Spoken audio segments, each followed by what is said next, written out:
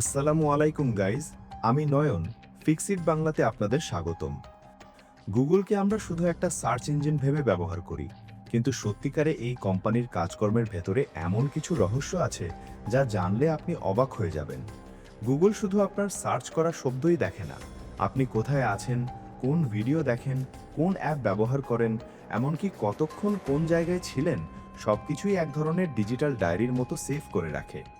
সবচেয়ে মজার ব্যাপার, এই তথ্যগুলো আবার আপনিই দেখতে পারেন যদি সঠিক জায়গায় যেতে জানেন। গুগলের বড় রহস্যগুলোর একটি হলো মাই অ্যাক্টিভিটি।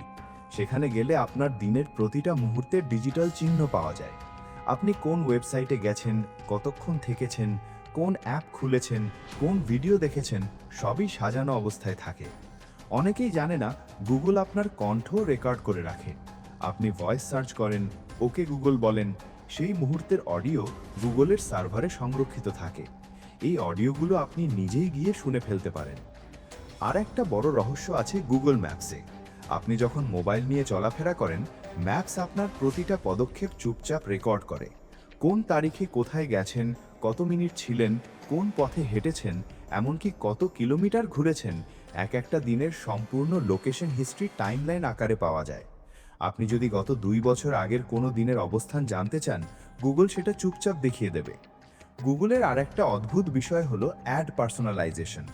আপনি কি দেখতে পছন্দ করেন, কোন বিষয়ের ভিডিও দেখেন, আপনার আগ্রহ, বয়স, আপনার প্যাটার্ন, সবকিছু মিলিয়ে গুগল আপনার একটা ব্যক্তিগত প্রোফাইল বানিয়ে ফেলে। এই প্রোফাইলের ওপর ভিত্তি করে আপনি কোন বিজ্ঞাপন দেখবেন সেটা গুগল ঠিক করে। এখন আসি আরও গোপন দিকের দিকে। গুগল টেক আউট নামে একটা সেবা আছে, যেটা দিয়ে আপনি চাইলে গুগল আপনার সম্পর্কে যত তথ্য জমা করেছে সেগুলো একসাথে জিপ ফাইল আকারে ডাউনলোড করতে পারেন।